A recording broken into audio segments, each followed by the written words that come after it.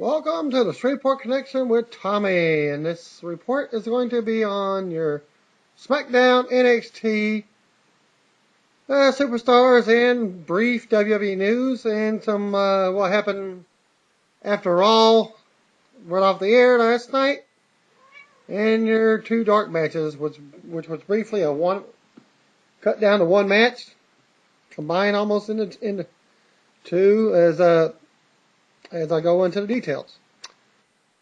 Okay. Twitter, but first I'm going to give you some news. First, Twitter account of John Laurinaitis' character provided the following update regarding Brodus Clay not appearing on the Raw again this week.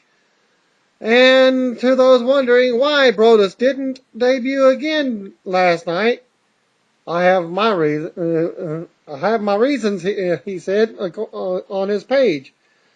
He will debut next week, I promise. Why would I lie? View the page at twitter.com/WWE Raw GM. Now get this. Why does he even have the WWE Raw GM name on there? Because he's the only interim GM. In other words, there's no telling whether Brodus will actually be reintroduced next week, given that Laurinaitis' character is a heel. So, WWE should just go back to airing the Brodus vignettes again, since those are the distant memory at this point. .NET readers were at the Raw show last night. Jay Harper in Memphis, Tennessee, and sent the following report: dark matches. After the show went dark, Kane came back from underneath the ring through the same hole that he cut in the mat, or actually the canvas, and fought Cena, which not only he attempted to give him the choke slam, but Cena fought out of it. Tried to give him the AA. And Kane fought out of it, and John Cena ended up giving him a clothesline out of the ring. Then Cena announced the Memphis Street Fight for your actual main event, which was none other than Jerry Lawler defeating Michael Cole in a Memphis Street Fight. Cole chickened out. He ran up the ring, then Daniel Bryan brought him back to the ring, saying, "He's all yours to the king." Lawler ripped off Cole's pants and pummeled him. Lawler pile drove Cole and then performed his fist drop off the second rope for the 3 count. And Chris Owens attended the show. This was his view last night. Was a great live event. He attended a couple of Raws, a SmackDown, and some house shows. This was one of the better I've seen it or two. When John Cena came out, it was deafening. I'd say it was 75% boos to 25% cheers. And it's funny because his cheers were still louder than most. It's weird, man. As expected, the kids and the women were going nuts for Cena. My nephew is 6 and loves Cena. This was his first ever WWE event and had an absolute blast. Lots of Cena shirts were in the crowd. Where we were sitting, we had Dolph Ziggler, The Miz, and R-Truth walk right by us. It seems like on TV, they look a lot bigger. Ziggler and Miz aren't big dudes at all. I've been up close to Cena and Triple H before. They are way bigger. Then the CM Punk entrance was really cool. I've been wanting to see him come out to his new music live, and that was pretty neat. After the second time R-Truth was on TV, shortly after there were a bunch of guys in suits walking around. And that was when they started, they seated R-Truth in the crowd. And they weren't letting anybody walk through those stairs while he was there. And Sheamus is a massive person as well. Without a doubt, the best part of the night was the return of Chris Jericho. The entrance was amazing. The jacket he was wearing looked so cool live. I must admit, I felt as did many around the whole segment. Got awkward halfway through. And it sure meant to be that way. As I was watching the camera guy in the ring, it appeared as he was motioning Jericho to keep doing what he was doing. I'd say it was a good segment because everyone is definitely talking about it. The end was cool. I was looking up the ramp when Cena ran up, and my brother said, "Look in the ring." He saw Kane cutting through the ring. When Kane's pyros go off, you can literally feel the heat. I'm not quite sure when the show went off the air, but Kane eventually came out of the hole and tried to chokeslam Cena, who kicked out, and tried the Attitude Adjustment, and Kane kicked out. Cena clotheslined Kane out of the ring. Then they had the Jerry Lawler versus Cole street fight. Overall a fun show.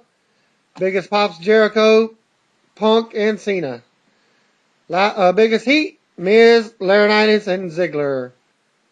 Well, here's some brief news. Lance Storm commented on Twitter last night about Chris Jericho's return to Raw. Quote, since he's back, yes, at I Am Jericho did come back and train with me at SWA, at Storm Wrestling.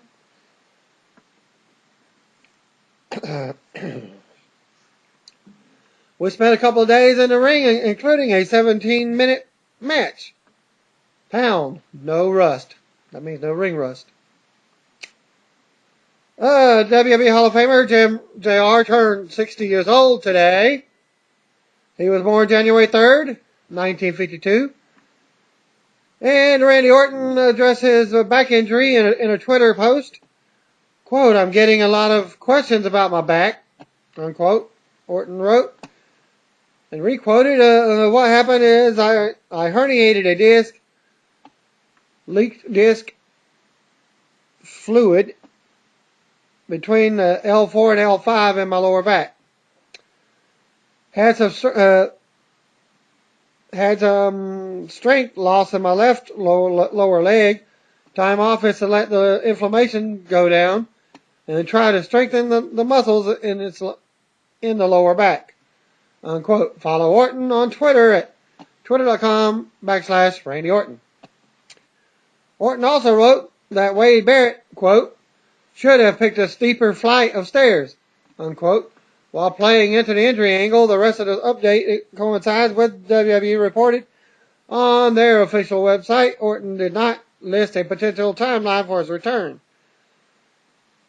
But I believe somebody said it was January 17th. Thanks to .NET reader Cohen Morrison for posting those news. .NET reader Caitlin Wilder, Tyler Chapman, Terrence Box, and Aaron Pennington are at SmackDown taping tonight in Little Rock, Arkansas, and are passing along separate reports that are being combined into the single report below. Well, dark match. Ryback, that's Skip Sheffield's new character, defeated Jimmy Uso. And then your NXT tapings, match number 1, Alex Riley. Yeah, get this, Alex Riley on NXT instead of Superstars or Raw. Alex Riley defeated Michael McGillicuddy. Again, Michael McGillicuddy is not an NXT either. Riley was beat down for a good portion of the match. The crowd got behind, and he won in roughly 5 minutes. Didn't say who. Riley was beat down for a good portion, so I guess Riley won the match. Match number 2, Maxine defeated Caitlin. Crowd was dead for this match.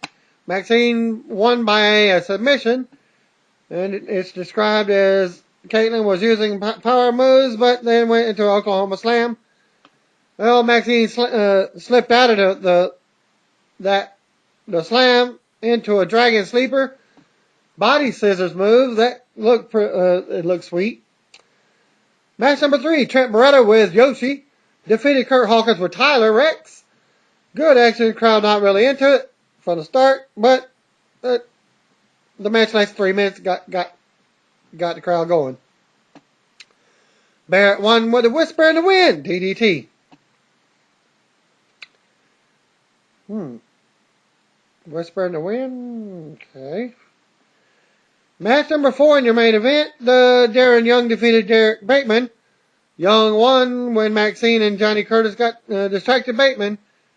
And they are getting married in 2 weeks on the show in Las Vegas. And now for your I'm going to redo a Raw brand superstars. Evan Bourne with Kofi Kingston beat Epico with Primo. Bourne started destroying Epico, but Epico fought back and gained the upper hand. When Evan tried airborne, Primo interfered and then Kofi got involved. Evan attempted airborne again and landed and scored the win. And the other match, Mason Ryan defeated JTG. Ryan won pretty easy. Now for your SmackDown portion. Thanks to Caitlin Wilder, Tyler Chapman, Terrence Box, and Aaron Pennington for the SmackDown results. From the Superstars results and the SmackDown. Yoshitatsu defeated Tyson Kidd in the first match. Yes, again, nothing has changed since Superstars went off the TV in the States. According to Terrence, he noted that these are the same two guys we saw every week when the show did air on WGN America. Yoshi got a good reaction and won with a roundhouse kick. Match number 2, Jinder Mahal defeated Ezekiel Jackson. Zeke tapped to the camel clutch. As strong as Zeke is, and he taps out to the camel clutch. Well, okay, same people are reporting for SmackDown, and this is it. Match number 1, Cody Rhodes defeated Booker T to retain the Intercontinental title. Great match back and forth. It went over 10 minutes. According to Terrence, Cody went for the BDK, but Booker ducked it. Booker went for the bookend, but Cody elbowed his way out. Book kicked him and hit the axe kick. Went for a cover, but Cody kicked out. Then Book tried for the axe kick, but Cody ducked it and hit a beautiful disaster kick for the win. So that's the BDK. Beautiful disaster kick. Match number 2.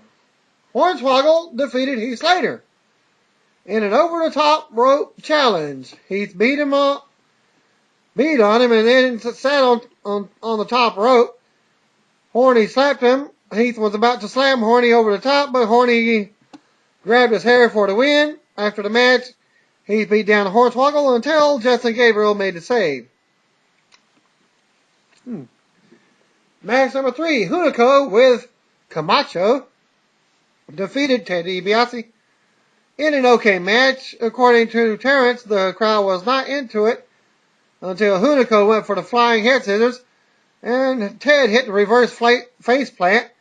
Hunico went to work on Ted's left arm. The end came when Hunico, using a submission pin type move, he trapped Ted's arm with his legs like the rings of Saturn, then rolled him over for the pin and crossed his feet. Nice finisher, according to the report. Well, next up, Wade Barrett had the Barrett's Barrage segment. Barrett said Orton is done and he will win the Royal Rumble while Orton sits at home and watches him. Then enters Sheamus. Barrett and Sheamus went face to face. Jinder Mahal came out and they beat on Sheamus. He fought back while Wade hit the Winds of Change. He left and then Jinder applied the camel clutch. Match number 4, Santino Marella defeated Drew McIntyre. Santino became the new assistant to the general manager with the win. While McIntyre's career on SmackDown is in jeopardy, Santino won with a Cobra. Terrence said the match was just comedy and was nothing special. Match number 5, Primo and Epico with Rosa Mendez defeated Evan Bourne and Kofi Kingston in a non-title match. A good tag match according to Terrence. The usual high flying from Airborne. The Colognes worked well together. Epico got the pin after Evan missed Airborne. Sheamus vs. Jinder Mahal was announced for next week's show. Match number 6, Tamina defeated Natalya. The match was one-sided and the Warrior Princess picked up the win. Match number 7, your main event. Daniel Bryan defeated Big Show by DQ in a World Heavyweight Championship match. Mark Henry interfered for the DQ. So predictable. It was not the giant versus little guy match that Terrence was hoping for, but he said it was okay. Show went for the choke slam. Bryan positioned for the front choke submission. into the LaBelle lock. Show kicked out. Brian ran from the WMD, got smart, and got Henry to push him for the DQ. And that ended the SmackDown, and I have yet to see any dark matches on that. So that's going to end my video for this week. And whenever I find the results for the dark matches, if it's any importance at all, then I'll post them on next Monday's event. Thank you, and y'all have a nice week.